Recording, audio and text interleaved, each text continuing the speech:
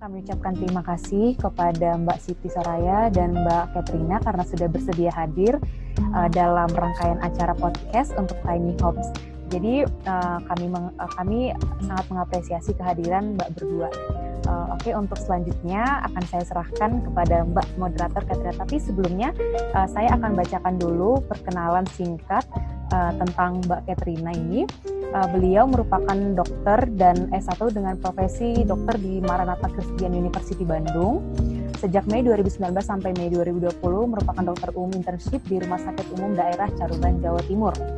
Sejak bulan Juli 2020 sampai sekarang merupakan dokter umum di relawan COVID di RSJ Menur, Surabaya, Jawa Timur. Selain itu, saya juga akan memperkenalkan Kak Siti Soraya. Kak Siti Soraya ini merupakan nutrisionis, merupakan Master Student Family and Child Development di IPB University. Demikian perkenalan singkatnya, saya serahkan kepada Kak Katrina Putri. Silahkan Kak. Makasih. Oke. Terima kasih banyak Kak Sarah untuk perkenalannya. Halo Kak Soraya. Halo. Sebelumnya apa kabar? Dan baik banget. Gimana Kak Soraya? Apa kabar hari ini? Baik juga sama. Makasih banget buat teman-teman Tiny Hopes yang udah memberikan kami kesempatan bisa ketemu sore hari ini. Jadi hari ini kita mau bahas tentang stunting ya Kak? Ya, betul. Nah, sebelum kita mulai ngobrol-ngobrol nih sama Kak Soraya, saya mau sedikit menyampaikan tentang stunting itu sendiri. Jadi sebenarnya stunting itu kondisi di mana seorang anak yang gagal tumbuh, biasanya pada anak balita, akibat kekurangan gizi kronis. Akhirnya anak ini terlalu pendek untuk seusianya, gitu. Nah, kalau sebenarnya teman-teman Tiny Hopes di sini itu pengen mengadakan acara ini dengan tujuan pengennya memberi pemahaman pada anak-anak muda ataupun remaja tentang stunting itu sendiri. Mungkin nanti teman-teman yang bakal nonton kita nih Kak, itu kan bakal ada yang udah pernah dengar mungkin tentang stunting, tapi mungkin ada juga yang mungkin belum pernah dengar. Jadi semoga hari ini kita bisa memberikan sedikit pengetahuan baru ya Kak ya. Iya. Tentang ya definisinya atau cara mencegah stunting itu sendiri. Jadi nanti akhirnya mungkin bisa dibagikan kepada orang tuanya untuk adik-adiknya mungkin atau untuk teman-teman sendiri yang akhirnya nanti dengar tentang ini nanti kan akan jadi orang tua juga ya Kak? Iya betul. Nah dari Kak Soraya sendiri nih sebelum kita lanjut ngobrol-ngobrol ada yang mau disampaikan dulu nggak Kak? Enggak sih, kalau dari aku mungkin cukup ya. Mungkin nanti kita langsung ke penjelasan terus pertanyaannya aja. Ya, siap. Oke, jadi yang pertama nih Kak, yang pertama banget yang sebenarnya kita paling butuh kita tahu itu kan apa sih stunting itu sendiri. Terus kenapa kok bisa seorang anak tuh bisa menderita stunting itu sendiri? Ya, memang kan stunting ini tuh sebenarnya sudah jadi isu global ya, bahkan bukan hanya global sih, di Indonesia sendiri sebenarnya angka stunting ini bukan semakin menurun ya, tapi malah semakin setiap tahun tuh meningkat gitu. Data Riskesdas terakhir itu di 2018 angka stunting itu kan memang sangat tinggi ya untuk di Indonesia sendiri kan, dan banyak orang-orang tua yang sebenarnya belum paham gitu sebenarnya stunting ini tuh apa, itu tuh masih banyak yang bingung. Jadi di sini mungkin saya jelasin sedikit. Jadi berdasarkan Kemenkes bahwa stunting ini merupakan masalah gizi kronis pada balita yang ditandai dengan tinggi badan yang lebih pendek dibandingkan anak seusianya. Dan biasanya anak yang stunting ini dia akan lebih rentan gitu terhadap penyakit, dan nantinya ketika dewasa dia akan rentan beresiko terkena penyakit degeneratif.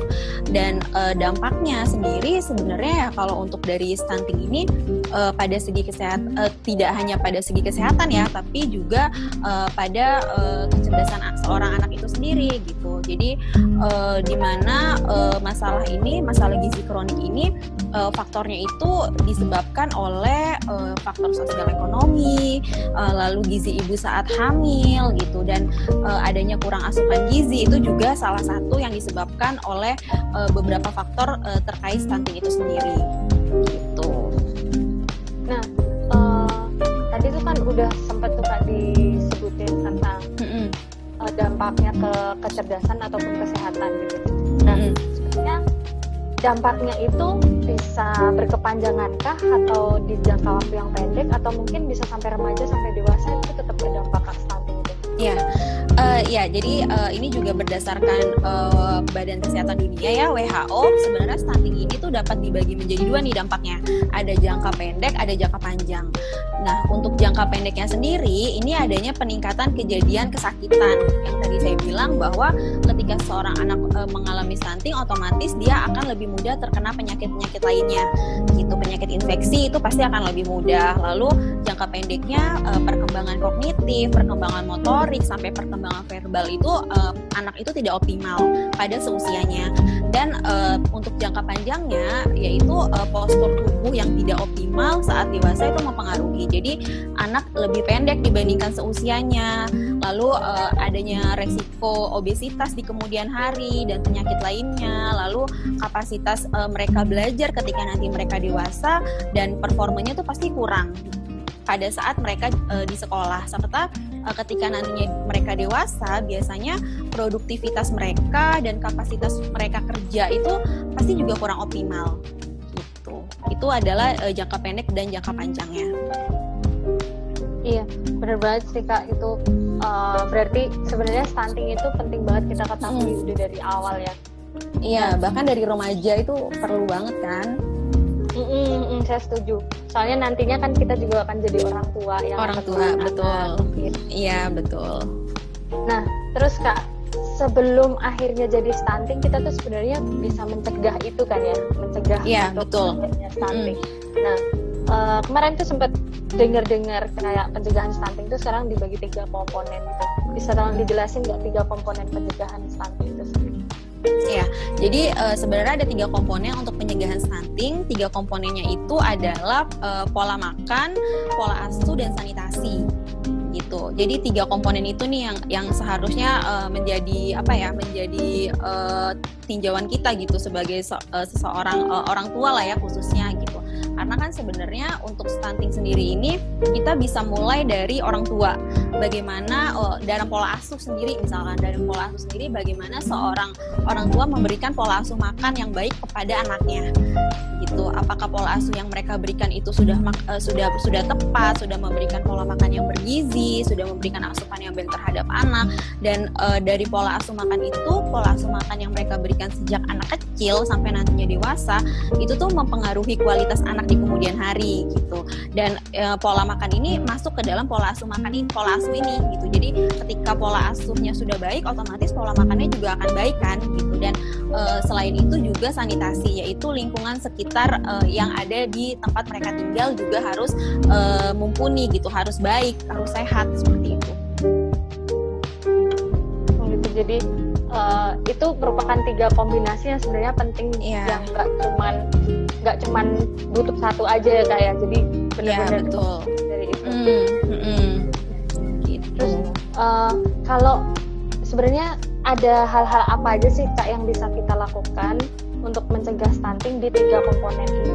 Misalnya terutama teman-teman remaja atau teman-teman yang baru mau, kan ini nanti yang nonton kan teman-teman anak-anak muda yang mungkin baru menikah nih Kak. Kan kalau misalkan kayak usia 25 gitu udah pada menikah, baru hamil atau apa gitu. Nah, itu cara mencegahnya untuk mempersiapkan diri kira-kira gimana Kak? Atau mungkin pola asuh yang baik seperti apa gitu ya? Kayak gitu. Sebenarnya memang stunting ini sudah harus dipersiapkan oleh remaja itu dari mereka usia-usia remaja ya. Anak laki-laki, perempuan itu sudah harus mempersiapkan itu sejak mereka remaja, karena ada beberapa penelitian juga menyebutkan bahwa parental readiness atau kesiapan seseorang menjadi orang tua ini berpengaruh juga terhadap generasi berikutnya, yaitu anak-anak mereka. Apakah mereka memiliki anak yang berkualitas seperti mereka memiliki gizi yang baik nantinya anaknya, ataukah mereka memiliki anak dengan ukuran berat badan yang baik, yang tidak stunting itu dari remaja. Ketika seorang ibu itu memenuhi asupan pada saat mereka remaja itu sudah cukup, sudah baik gitu. Jadi untuk para remaja sangat maksudnya bolehlah dikasih edukasi di sekolah, dimasukkan kurikulum tentang gizi dan kesehatan, agar mereka tuh tahu peran pentingnya itu apa, gizi itu seperti apa, makanan yang baik itu seperti apa gitu. Karena perilaku makan ini sangat benar-benar mempengaruhi stunting di kemudian hari gitu. Jadi sebenarnya perilakunya itu bisa kita biasakan dari remaja kan ya, dari mulai betul. masih muda. Iya betul. Terus kira-kira Kak, dari Kak Soraya sendiri, menurut Kak Soraya nih, gimana sih peran masyarakat kita sampai saat ini dalam menerapkan 3 komponen pencegahan stunting? Kalau saya rasa ya, mungkin kan saat ini tuh dunia digital kan udah semakin semakin modern gitu kan, dan seharusnya sih dari mereka sendiri seharusnya untuk para orang tua deh khususnya atau remaja lebih sering banyak mencari informasi-informasi terkait asupan makan yang baik itu seperti apa, lalu mereka lebih aware lah gitu, lebih aware terhadap asupan-asupan makan yang mereka berikan kepada anaknya, dan untuk remaja juga lebih aware terhadap asupan makan yang mereka konsumsi gitu. Jadi untuk masyarakat sendiri sebenarnya menurut saya ini juga harus ada dukungan juga dari pemerintah setempat. Jadi Posyandu misalkan memberikan edukasi-edukasi kepada orang-orang yang ada di sekitar mereka, masyarakat, bagaimana menerapkan pola makan melalui penyuluhan-penyuluhan seperti itu. Itu sebenarnya peran masyarakat sih seperti itu, dan mereka juga seharusnya diberikan wawasan terkait 1000 hari pertama kehidupan. Karena itu penting banget kan, dari 27 hari dalam kandungan sampai dengan 730 hari setelah kelahiran. Seperti itu sih. Oke. Makasih banget Kak buat jawaban-jawaban yang benar-benar sudah membuka wawasan kita bersama di sini. Nah, ini dari teman-teman Tiny Hopes menyampaikan katanya kita masih ada waktu nih, masih ada sisa waktu untuk tanya jawab yang lain. Keberatan nggak ini kira-kira Kak Soraya? Nggak apa-apa. Masih ditambahin? Nggak apa ya? Nggak apa-apa. Kita sharing aja. Sambil sharing, kan ini pengalaman pribadi sih Kak sebenarnya. Saya waktu itu ceritanya lagi posyandu. Terus ada anak, memang kan di beberapa daerah itu ada anak dengan gizi buruk gitu. Nah, saya pengen mengajak orang tua tuh untuk semangat ngasih gizi yang cukup untuk anak-anaknya. Nah terus kebanyakan tuh Kak, orang tuh alasannya gini, dok anak saya tuh susah dikasih makan sayur, kalau udah tahu itu bentuknya sayur udah aja langsung nggak mau. Nah itu kira-kira ada tips nggak dari Kak Soraya?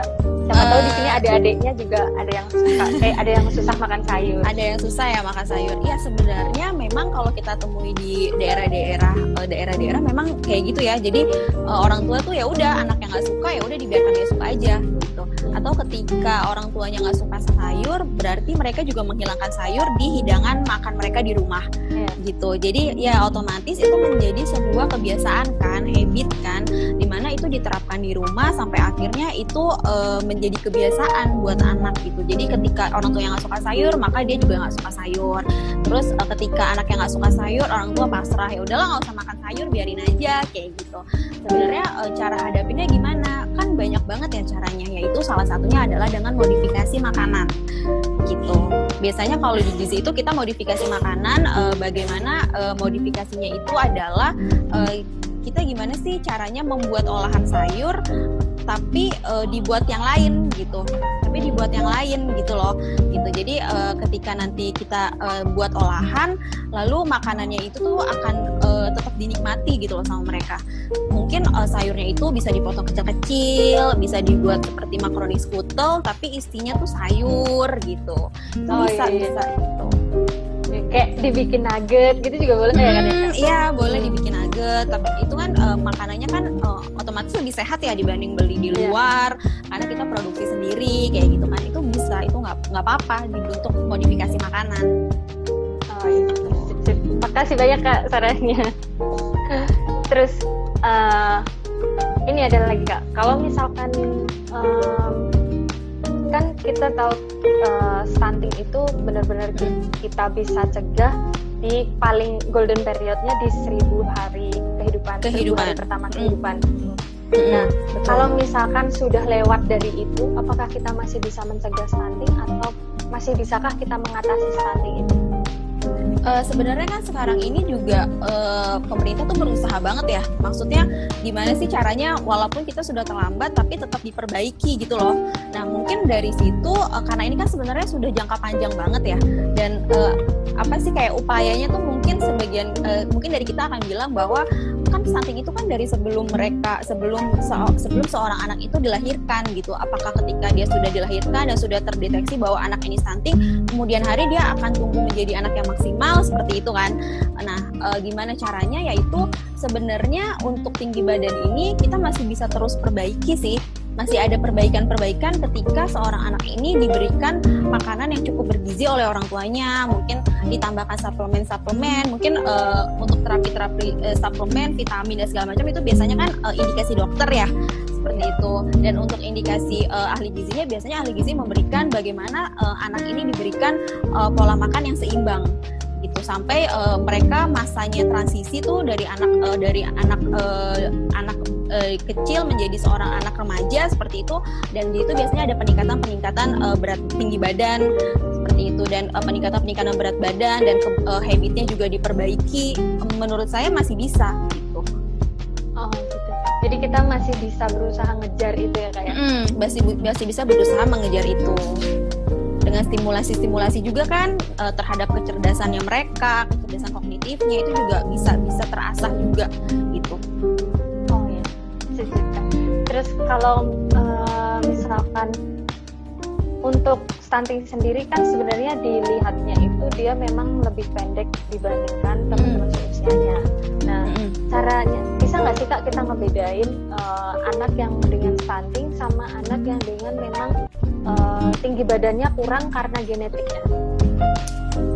Biasanya kalau genetik itu sebenarnya cuma faktor kebanyakan orang bilang pasti dia pendek karena genetik gitu kan, tapi sebenarnya genetik itu faktor kecil kan, faktor kecilnya adalah sebenarnya itu bisa diperbaiki gitu. Jadi saat ini tuh orang tuh lebih fokusnya justru ke anak itu stunting itu emang benar-benar stunting atau emang dia pendek karena turunan gitu. Tapi menurut saya untuk saat ini anak-anak itu besarnya tuh cepet banget kan gitu, bahkan mereka tinggi badannya itu lebih pada orang tuanya gitu. Jadi kalau dibilang itu karena genetik itu cuma faktor kecil aja gitu. Jadi yang sekarang kita selamatkan adalah apakah anak ini benar-benar stunting gitu. Jadi lebih ke situ sih arahnya gitu. Jadi ketika kita melihat anak itu merasa tinggi badannya kurang dari usia 2 tahun, seharusnya orang tua lebih aware lagi dari situ gitu. Jangan dirubah mindsetnya, jangan bilang bahwa karena saya pendek, karena suami saya pendek gitu.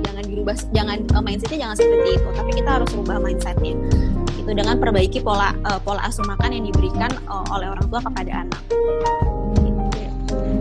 Bagus banget Kak. Jadi semoga nih yang teman-teman yang nanti nonton rekaman ini ya lebih bisa kita bisa sama-sama merubah mindset kita bersama. Kalau walaupun misalkan kita kurang tinggi, terus pasangan kita juga kurang tinggi, kita tuh masih bisa ngejar untuk anak kita supaya lebih daripada kita badannya. Gitu.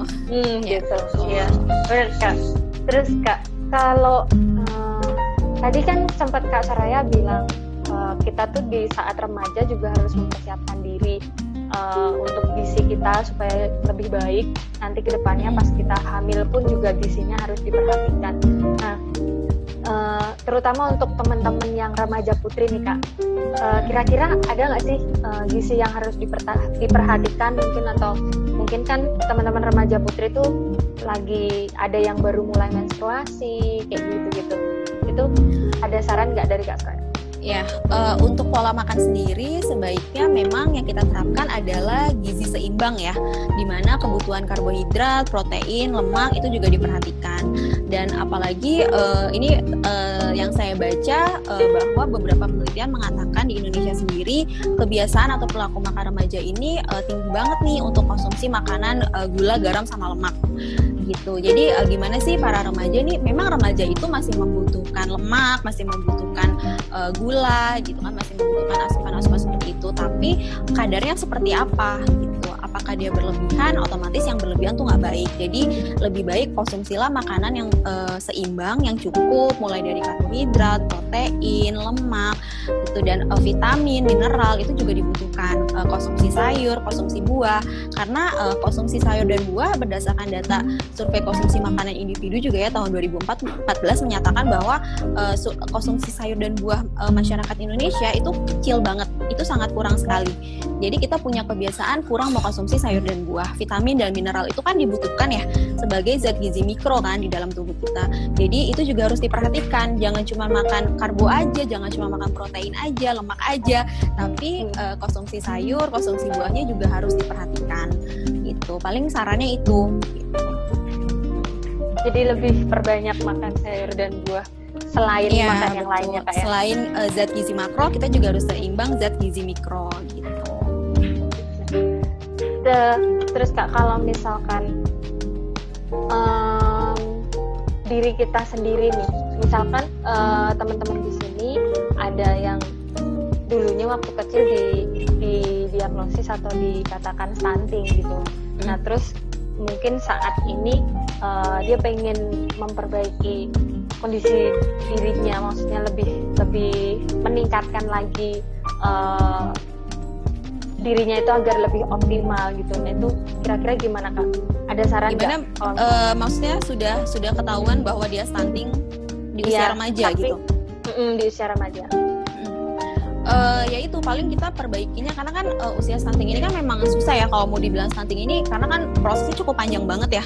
Sudah dari sebelum hamil sampai dia hamil sampai dia hidup ke dunia kayak gitu kan. Lalu dari situ juga orang tuanya kurang memberikan asupan yang baik lagi selama mereka hadir gitu kan, sampai akhirnya perjalanan itu cukup panjang sebenarnya. Jadi sebenarnya gimana sih caranya supaya mereka nih mungkin sudah ketahuan nih bahwa berat badannya kok sepertinya kurang, terus kognitifnya juga mungkin terhambat atau seperti apa gitu. Dan sebenarnya ya itu, tapi sebenarnya stimulasi itu seharusnya didapatkan dari mereka itu sejak mereka menginjak remaja kan, sebelum mereka remaja gitu. Dan ketika mereka remaja itu sebaiknya di perbaikannya tuh ibaratnya tuh kayak dipoles sedikit gitu, sampai akhirnya mereka bisa berkembang sesuai dengan usianya.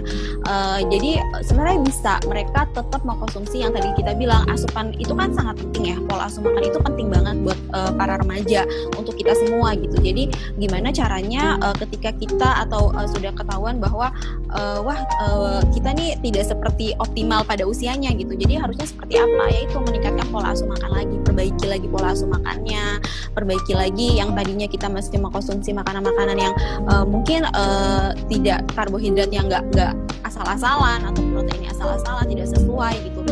Sebaiknya disesuaikan lagi gitu, bagaimana kita menerapkan dalam satu hari itu pola makan kita tuh seimbang seperti itu.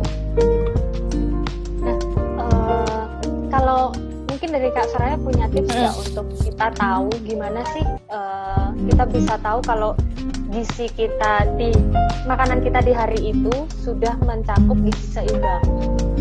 Ya, jadi di gizi itu ada namanya isi piringku, di mana isi piringku itu adalah 50%-nya itu sayur, 25%-nya itu 25%-nya itu karbohidrat, dan 25%-nya lagi itu protein.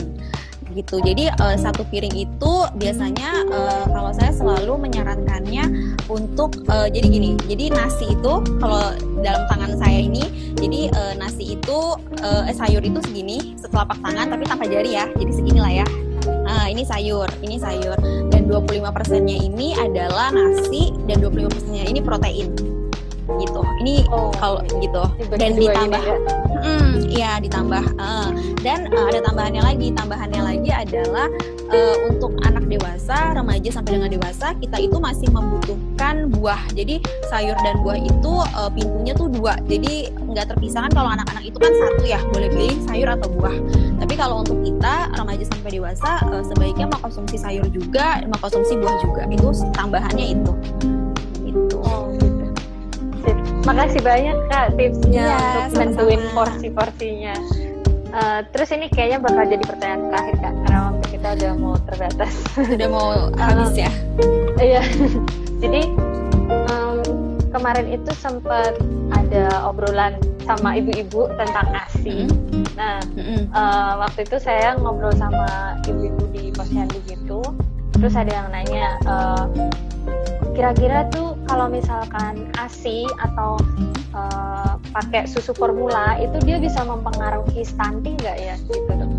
Gitu Kak, gimana? Iya, jadi ini juga menarik banget. Tadi saya lupa jelaskan juga bahwa ASI ini juga sebagai salah satu membuat seorang anak ini rentan dari stunting.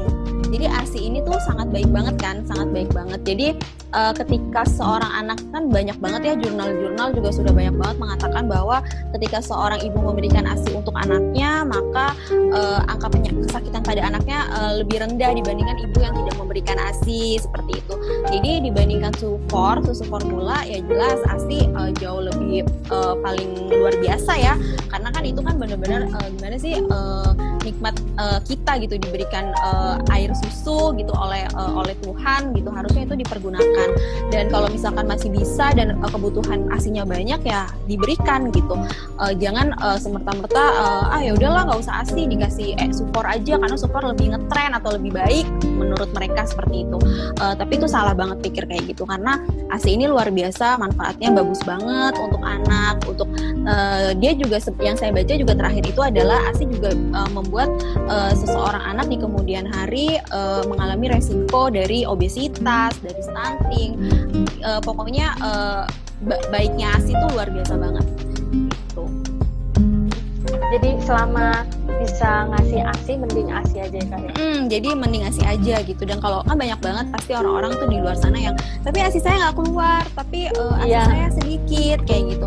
Sebenarnya caranya tuh banyak. Jadi selain kita meningkatkan asupan makan, sebenarnya juga salah satu yang meningkatkan produksi ASI ini baik adalah bagaimana rasa engagement antara ibu dan istri dan suami, kayak gitu. Dan itu kan salah satu ya, itu juga salah satu hormon dari kebahagiaan, itu yang bikin ASI itu memperlancar ASI, seperti itu. Dan sebaiknya sih ya itu gitu. Jadi ASI ini bukan hanya sebagai untuk memberikan rasa baik untuk anak aja, tapi ASI ini juga membuat kelekatan antara ibu dan anak. Iya. Setuju banget sih Kak. Soalnya waktu biasanya kita memotivasi ibu-ibu yang menyusui itu, motivasi papahnya juga, ayahnya juga, kayak ayo motivasi ibunya untuk mau ngasih ASI kayak gitu-gitu. Iya, jadi harus didukung kan. Harus didukung dari segala aspek sebenarnya. Iya, betul. Oke, terima kasih banyak Kak Saraya untuk sama-sama sharing ilmunya hari ini. Sangat-sangat bermanfaat. Saya merasa itu sangat-sangat bermanfaat. Apalagi nanti buat pasien-pasien saya itu, makasih banget Kak. Terima kasih ya. Ya, terus nanti buat teman-teman juga yang nonton ini, semoga benar-benar bermanfaat buat kita semua. Terus buat orang-orang sekitar kita juga, ataupun betul. Nanti buat anak kita di masa depan. Ya, betul banget. Jadi ini sebelum saya kembalikan ke teman-teman Tiny Hopes, saya mau menyampaikan sedikit kesimpulan tentang dari sharing kita tadi. Jadi sebenarnya stunting itu sudah merupakan isu global yang setiap tahunnya meningkat, dan masih banyak orang tua yang bingung mengenai stunting itu sendiri seperti apa dan bagaimana cara mencegahnya gitu. Nah, kalau stunting sendiri itu dia mempunyai definisi, yaitu kondisi di mana anak balita yang gagal tumbuh akibat kekurangan gizi kronis, kemudian menyebabkan tubuhnya lebih pendek dibandingkan teman-teman seusianya, dan itu bisa berdampak ke kecerdasannya maupun ke kesehatannya gitu. Nah, dampaknya itu juga ada yang berjangka pendek ataupun jangka panjang. Kalau untuk jangka pendek bisa menyebabkan anak ini mudah sakit, kemudian mudah terkena infeksi gitu, atau di jangka panjangnya bisa mempengaruhi postural tubuhnya atau performa akademisnya, kemudian bisa juga ke produktivitas anak ini sendiri yang menjadi kurang optimal nanti sampai ke depannya. Kemudian gimana sih cara mencegah stunting itu sendiri? Itu ada 3 komponen mencegah stunting dari pola makan, pola asuh ataupun sanitasi. Jadi 3 komponen ini sebenarnya nggak bisa dipisahin, semuanya berkombinasi.